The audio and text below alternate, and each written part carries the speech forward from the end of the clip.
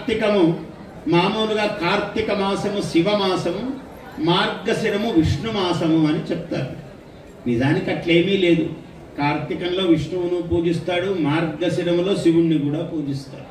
కొంచెము ప్రాధాన్యేన ఇద్దరు తత్వముల్లో రూపాలు భేదము గాని తత్వం అంతా ఒక్కటే. పరమేశ్వరుని యొక్క పరబ్రహ్మ యొక్క 3 రూపాలు, బ్రహ్మ విష్ణు మహేశ్వర. ఎందుకు 3 రూపాలు? ఒక ఆయన సృష్టి, ఒక ఆయన పాలనము, ఒక ఆయన లయము. మళ్ళీ ఉన్నది తీసేస్తే కదా, ఉన్నది అట్లే ఉంటే పాతబడి ఎంతకాలం ఉంటుంది? అది వెళ్ళిపోతేనే కొత్త వస్తువు వస్తుంది లోకంలో. అది ఆయన పని. ఆ రూపముతో శివుడు లయకర్త, విష్ణువు పాలనకర్త, బ్రహ్మ సృష్టికర్త. ఇలా ఈ ముగ్గురు సంబంధించి ఉన్నారు. ఈ ముగ్గురు ఒకటే. గాయత్రి మంత్రంలో చెప్తాడు, బ్రహ్మాశిరః, బ్రహ్మ శిరస్సు అయ్యా అన్నాడు. విష్ణువు హృదయగం, విష్ణువు హృదయము అన్నాడు. రుద్రశిఖ అన్నాడు. ఈ రుద్రుడు ఇక్కడ శిఖాభాగం అన్నాడు. ఇట్లా 3 రకాలుగా. గాయత్రి అంటే విష్ణు పురాణము యొక్క సమగ్ర స్వరూపము గాయత్రి. అటువంటి గాయత్రి అంటే బ్రహ్మ విష్ణు మహేశ్వరుల యొక్క తత్వాన్ని అభివర్ణించారు. కార్తీక మాసం వచ్చిందయ్యా, దీపం పెడితే చాలా పుణ్యం. కార్తీక మాసంలో ఎట్లయ్యా దీపము అనగానే మనకు సమస్య ఏమొస్తుందంటే, ఆడవాళ్ళకి అసలు ఒత్తులు ఎన్నయ్యాలి గురువు గారు?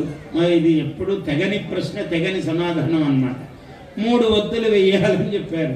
సాధ్యం నేతిలో తడిపి 3 ఒత్తులు వెయ్యాలన్నారు. త్రివర్తి సంయుక్తం వన్హినాయోజితం ప్రియం గృహాణ మంగళం దీపం. ఇది మంగళ దీపం, శుభాన్ని చేకూర్చే దీపం.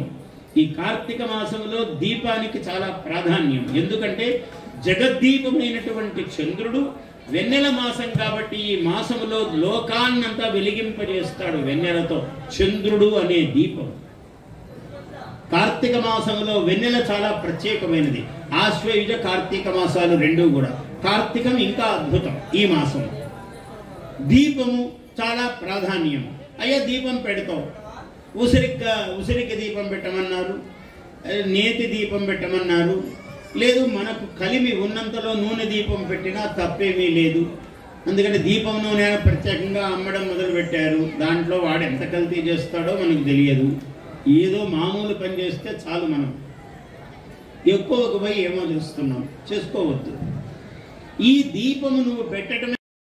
Please subscribe to our YouTube channel. Like and share this video.